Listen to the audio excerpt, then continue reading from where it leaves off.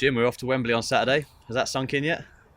Yeah, just about, Jeff. Yeah, and obviously the nerves are starting to materialise now as well. But you just want it to come round now. Once we knew we were going to go, we've sold out as well. It's good news that all the tickets are gone, and there's a good load of the family going from my point of view. So yeah, looking forward to it. It has sunk in, and a little bit of trepidation, obviously, but I'm very confident actually the way the lads have performed second half of the season.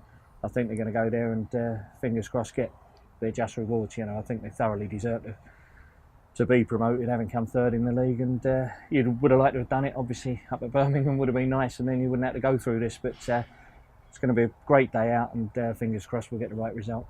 And what's it going to mean to you to commentate on your beloved Fulham at the National Stadium?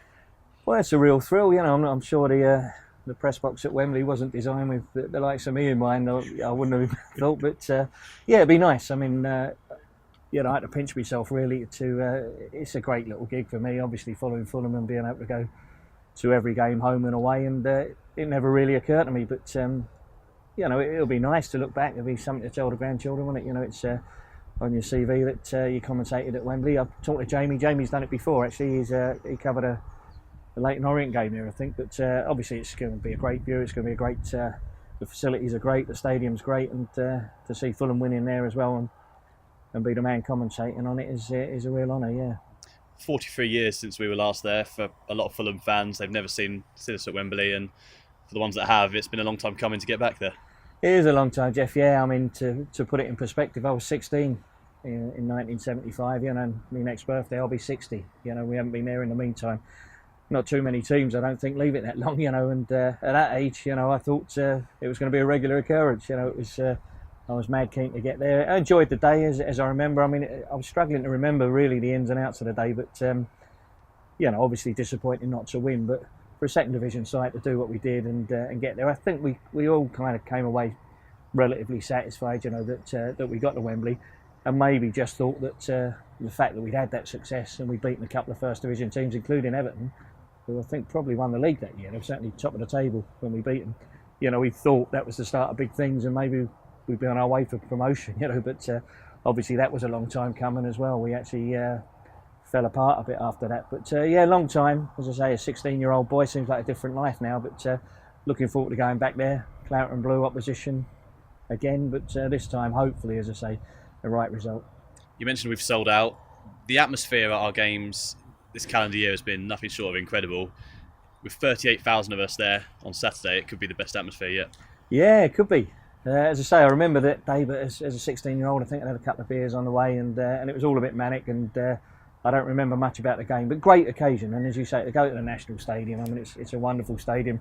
It's a flagship stadium for every football fan in the country, and it's a massive event. The TV audience, the Championship playoff game is, as it's been well documented, the single most valuable football match in the world, really. It's a massive occasion. But the fans, yeah, I'm sure, I had no doubt we'd sell out. 38,000 to me was well achievable. I think we could have done a lot more. But to see them all there together on Saturday, and hopefully all in black and white and celebrating, it's a massive occasion from the club's point of view, and obviously the prize at the end of it as well. I mean, the whole history of the club is in the balance here, and it'd be great to be amongst that amount of Fulham fans. And as you say, they've been great this season. Obviously I see every game, Jeff, home and away, and the travelling fans have been brilliant the last couple of seasons. I mean, the football, to be honest, has warranted that sort of reception from the fans, because we play really well away from home, and it's been a joy travelling and watching them. But as you say, this season and at home as well, and of course all culminating in the second leg against Derby, where not only were the team bang on it right from the word go, the fans were as well, and it was a great night. And hopefully Saturday will be an even greater one. There's this campaign that's picking up on Twitter and on our website and things like that. FFC Wall of White, trying to encourage fans to all turn up in their home shirt or just any white shirt. And if the majority of them do that, that's going to look spectacular at Wembley. Yeah, it will do. I mean, I think I'd like to see some black, obviously, in there as well. So if they can maybe get a little bit of black amongst it, but if everyone turns up in white shirts. My wife actually has ordered some, especially, and they haven't come yet, but she had a little notion to order some on the internet, and it just says Fulham. It's in the blood, so we got one for all the family, and they're going to be wearing them. But and they're white, obviously, but they haven't turned up yet, so we're panicking a bit on that. But yeah, it'll be wonderful to see that amount of Fulham fans congregating together in the white or the black and white, and the boys in black and white doing it on the pitch. I know you've got a lot of respect for Steve Bruce. He's going to have Villa very well drilled, isn't he, on Saturday? He is, yeah. I've always had a lot of time for Steve Bruce, and obviously I've spoken to him a few times. A very nice man. I think he's a terrific manager. He's obviously had a bit of a personal upheaval in recent times. He lost both his parents. You wouldn't wish that on anybody, but he will have them well organised, Jeff. Yeah, they'll be hard to break down. I mean, they're a big, big club, Aston Villa. They will feel they're entitled to be in the Premier League, but at the end of the day, we're as good, if not better. We won one each, the 2 games this season, and we're well capable of beating them again. But yeah, I'd be sorry for Steve Bruce, but he'll come again if it doesn't happen for him this year, which hopefully, please God, it won't. Then I'm sure he'll get them out. He's a past master at getting teams out of this division. It'll be very difficult, but we trust in Slovakia, and I'm sure at the end of the day, the better team will win, and that'll be us.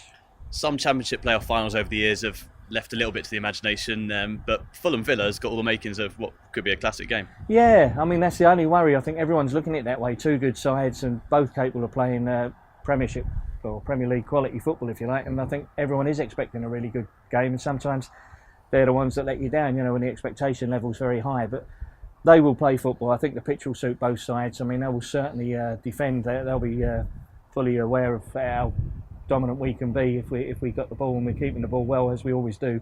So they'll defend, but they will also break. They've got some very talented players as well. Grealish, Adoma often causes us problems. Throughout Kodja, who's doesn't always start.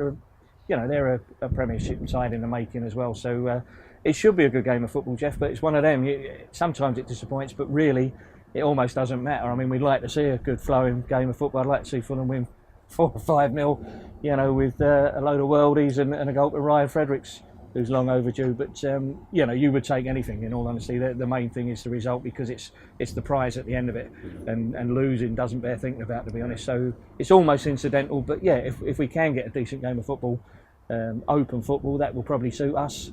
And fingers crossed, to say, regardless of the performance or the quality of the game, Fulham win it. I think in all these years I've been working football matches with you, you fancied Fulham to win pretty much every single one of them. That confidence isn't going to subside on Saturday, is it? No, I do fancy them. I mean, as you say, and I normally do, even when when we weren't performing so well. But I normally do prior to the game, and then obviously sometimes you get the feeling it's not going to happen. But this side here, I think we've seen what they're capable, Jeff, what they're capable of, and the second half of the season in particular. For me, and I've said it before, and and I honestly mean it, they thoroughly deserve to go up. And you've got to be confident in them, because you look at that performance against Derby in the second leg. It was almost perfect. And they had that belief that they could win the game, even at half time, goalless at half time. You still felt 100% confident. I certainly did, and I think everyone did, that this team was good enough to win it, and they're good enough to win any game they go into against similar opposition.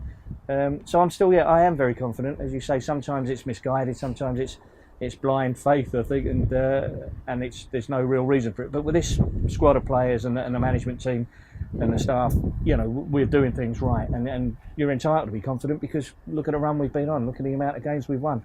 So I am 100% confident, and I think, as I've been saying all along, the right team will win, and that will be Fulham. And if that does happen, if we do the business on Saturday, where will that rank for you? Not just in terms of being a Fulham commentator, but as a hardcore Fulham fan as well.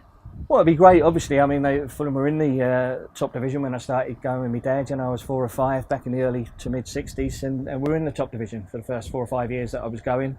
And then obviously we've had some barren spells, and we've had some, we've been awful at times. But I saw every game in the Premier League last time, 13 years of it. And it is the place to be. I mean, I've always said at the end of the day, I'd support Fulham, whatever division we were in. I'd still support Fulham if they went out of the league. You support your team in it, and that's all there is to it.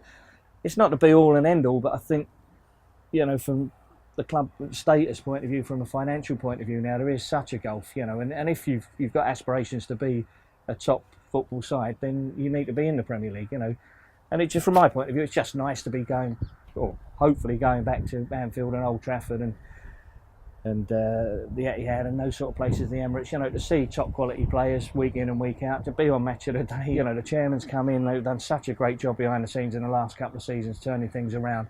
Because 2 years ago, Jeff, I remember that game away at Brentford. I just wanted to pull the plug, pack the kit up and go home.